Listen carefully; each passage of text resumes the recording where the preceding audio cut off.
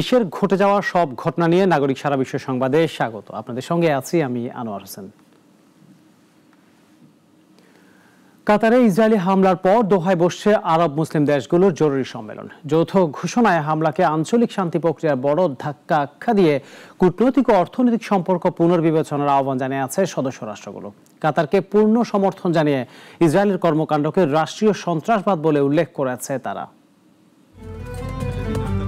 কাতারে ইসরায়েলি হামলার পর দোহায় বসেছে আরব মুসলিম দেশগুলোর জরুরি সম্মেলন। সোমবার অনুষ্ঠিত এই আরব ইসলামিক সম্মেলনের যৌথ ঘোষণার তীব্র নিন্দা জানানো হয় ইসরায়েলের হামলার।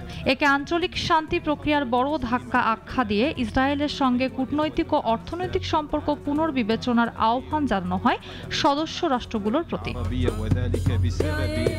বিবৃতিতে বলা হয়, কাতারে কাপুরুষোচিত ও বেআইনি হামলা চালিয়েছে ইসরায়েল, যা আন্তর্জাতিক শান্তি প্রচেষ্টাকে দুর্বল করেছে। দোহাকে পূর্ণ সমর্থন জানিয়ে কাতারের সংযমী ও নীতিগত অবস্থানেরও প্রশংসা করা হয়। এর আগের দিন দোহায় আরব ও ইসলামিক পররাষ্ট্রমন্ত্রীদের বৈঠকেও জানানো হয়, কাতারের নিরাপত্তা আরব ও ইসলামী বিশ্বের জাতীয় নিরাপত্তার অবিচ্ছেদ্য অংশ। তারা হামলাকে আন্তর্জাতিক আইন লঙ্ঘন ও বিপজ্জনক উত্তেজনা বলে উল্লেখ করেন। কাতারের পররাষ্ট্র মন্ত্রণালয়ের মুখপাত্র মাজেদ আল আনসারি বলেন, এই সম্মেলন আরব ইসলামিক বিশ্বের ঐক্য ও সংহতির প্রতিফলন। তিনি ইসরায়েলের কর্মকাণ্ডকে রাষ্ট্রীয় সন্ত্রাসবাদ আখ্যা দেন। গত 9 সেপ্টেম্বর দোহায় হামাস নেতাদের অবস্থান টার্গেট করে বিমান হামলা চালায় ইসরায়েল। ঘটনাস্থলটি ছিল যুক্তরাষ্ট্রের প্রস্তাবিত গাজা যুদ্ধবিরতি আলোচনা কেন্দ্র। এ হামলায় হামাসের দাবি, নেতানিয়াহুর সরকার সমঝোতা নয় বরং শান্তি প্রচেষ্টা বানচাল করতে চায়। দোহায় আবাসিক ভবনে চালানো হামলার নিন্দা জানিয়েছে জাতিসংঘ সহ বিশ্বের বিভিন্ন দেশ। মৌসুমী মৌ, নাগরিক। ইসরায়েল আন্তর্জাতিকভাবে একঘরে হয়ে পড়েছে প্রথমবারের মতো স্বীকার করেছেন দেশটির প্রধানমন্ত্রী বেঞ্জামিন নেতানিয়াহু। গাজায় যুদ্ধ ও কট্টরপন্থী নীতির কারণে বাড়ছে চাপ। নেতানিয়াহু জানিয়েছেন, স্বনির্ভর অর্থনীতি গড়ে তুলে নিজেদের অস্ত্র নিজেকেই তৈরি করতে হবে এখন ইসরায়েলকে। গাজায় চলমান যুদ্ধ আর কট্টর ডানপন্থী নীতির কারণে আন্তর্জাতিকভাবে একঘরে হয়ে পড়ার বিষয়টি এবার প্রথমবারের মতো স্বীকার করলেন ইসরায়েলের প্রধানমন্ত্রী বেনিয়ামিন নেতানিয়াহু। বার্তা সংস্থা আনাদোলু জানিয়েছে, অর্থ মন্ত্রণালয়ের এক সম্মেলনে নেতানিয়াহু বলেন, ইসরায়েল এখন এক ধরনের বিচ্ছিন্নতার মধ্যে রয়েছে, তাই ধীরে ধীরে স্বনির্ভর অর্থনীতির সঙ্গে মানিয়ে নিতে হবে। এমনকি বাইরের উপর নির্ভরতা এড়াতে নিজেদের অস্ত্রও নিজেকেই তৈরি করতে হবে। এর আগে কূটনৈতিকভাবে বিচ্ছিন্ন হওয়ার বিষয়টি নেতানিয়াহুর সরকার অস্বীকার করে আসছিল। তবে সাম্প্রতিক মাসগুলোতে যুক্তরাজ্য, স্পেন ও কানাডা ইসরায়েলের কাছে অস্ত্র রপ্তানি বন্ধ করেছে। একই সঙ্গে ফ্রান্স, অস্ট্রেলিয়া, স্পেন, নরওয়ে ও যুক্তরাজ্য সহ একাধিক দেশ জাতিসংঘে ফিলিস্তিনকে রাষ্ট্র হিসেবে স্বীকৃতি দেওয়ার পরিকল্পনা করছে।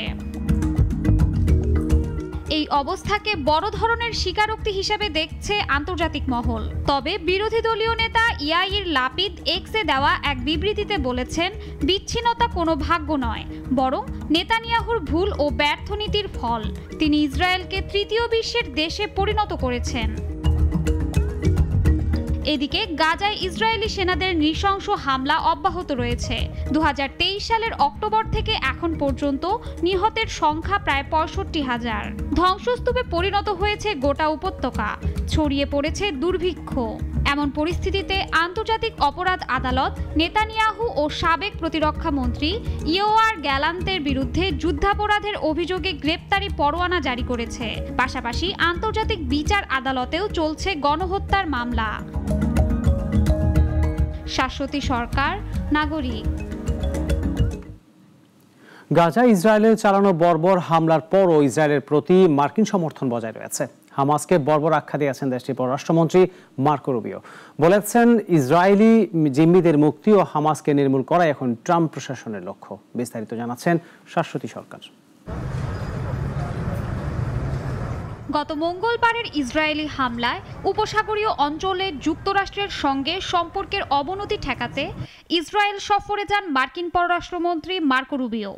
এ সময় নেতানিয়াহুর পাশে দাঁড়িয়ে ইসরায়েলকে অটল সমর্থনের আশ্বাস দেন তিনি। the strength of the ফিলিস্তিনের স্বাধীনতাকামী গোষ্ঠী হামাসকে বর্বর জানোয়ার আখ্যা দিয়ে একে পুরোপুরি নির্মূল করার আশ্বাস দেন তিনি। ইসরায়েলি জিম্মিদের মুক্তি নিয়ে মার্কিন প্রশাসন তৎপর বলেও উল্লেখ করেন তিনি। এর আগে কাতারে হামাস নেতাদের ওপর ইসরায়েলি হামলার ঘটনা আন্তর্জাতিক অঙ্গনে ব্যাপক ক্ষোভের সৃষ্টি করলেও এ নিয়ে কোনো কথা বলেননি রুবিও। মার্কিন পররাষ্ট্রমন্ত্রী বলেন, গাজার মানুষ একটি সুন্দর ভবিষ্যৎ পাওয়ার অধিকার রাখে, তবে সেই ভবিষ্যৎ শুরু হবে কেবল তখনই যখন হামাস ধ্বংস হবে। তবে গাজায় যুদ্ধবিরতির সম্ভাবনা নিয়ে কিছু বলেননি তিনি। এদিকে ফিলিস্তিনকে বিভিন্ন দেশের স্বীকৃতি দেয়াকে প্রতীকী বলে উল্লেখ করেন তিনি। শাশ্বতী সরকার, নাগরিক। কেন্দ্রীয় স্বরাষ্ট্রমন্ত্রী অমিত শাহ দেশের 1974-এর পরে ঘটে যাওয়া সকল গণ আন্দোলন ও তাদের কারণ ব্যাপকভাবে বিশ্লেষণ করার নির্দেশ দিয়েছেন। বিপিআরএনডি ও ইডিকে আর্থিক খুঁটিনাটি তদন্তে এই নীতি নির্ধারণে যুক্ত করার নির্দেশ দিলেন। দক্ষিণ এশিয়ার প্রতিবেশী দেশগুলোতে তরুণদের নেতৃত্বে একের পর এক গণবিক্ষোভে সরকার পতনের নজির দেখা গেছে। শ্রীলঙ্কা, বাংলাদেশ ও নেপালে জনবিক্ষোভের ঢেউয়ে ক্ষমতা ছাড়তে হয়েছে সরকারকে। এই অভিজ্ঞতা আতঙ্ক তৈরি করেছে ভারতীয় প্রধানমন্ত্রী নরেন্দ্র মোদী সরকারে। ভারতীয় সংবাদ মাধ্যম ইন্ডিয়ান এক্সপ্রেস জানায়, কেন্দ্রীয় স্বরাষ্ট্রমন্ত্রী অমিত শাহ দেশটিতে 1974 সালের পর থেকে যত আন্দোলন হয়েছে সেসবের ইতিহাস, কার্যকরণ ও ফলাফল নিয়ে গবেষণার নির্দেশ দিয়েছেন। কাজটি করবে ভারতের পুলিশ গবেষণা ও উন্নয়ন ব্যুরো বিপিআরএন্ডডি। অমিত শাহর নির্দেশনা অনুযায়ী প্রতিটি আন্দোলনের অর্থনৈতিক দিক, এর চূড়ান্ত পরিণতি এবং অন্তরালে কারা ভূমিকা রেখেছে তা খুঁজে বের করতে হবে। মূলত ভবিষ্যতে স্বার্থান্বেষী গোষ্ঠীর নেতৃত্বে সম্ভাব্য গণ আন্দোলন ঠেকাতে এই পদক্ষেপ নেওয়া হচ্ছে। গত জুলাইয়ের শেষ সপ্তাহে নয়াদিল্লিতে ইন্টেলিজেন্স ব্যুরোর আয়োজনে অনুষ্ঠিত জাতীয় নিরাপত্তা কনফারেন্সে এই নির্দেশ দেন স্বরাষ্ট্রমন্ত্রী।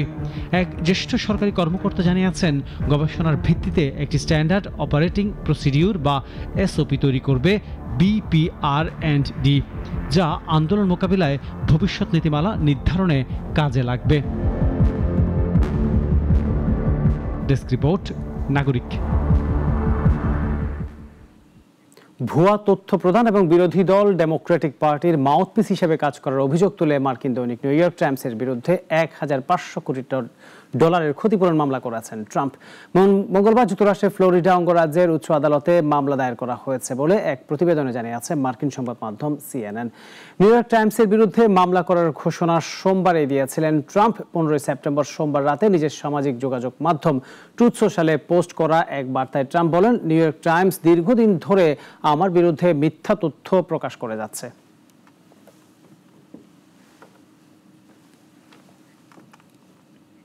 নাগরিক সারা বিশ্ব এখন এই পর্যন্ত। এরপর সন্ধ্যা 6টায় নাগরিক সংবাদ দেখার আমন্ত্রণ রইল। সবাইকে ধন্যবাদ।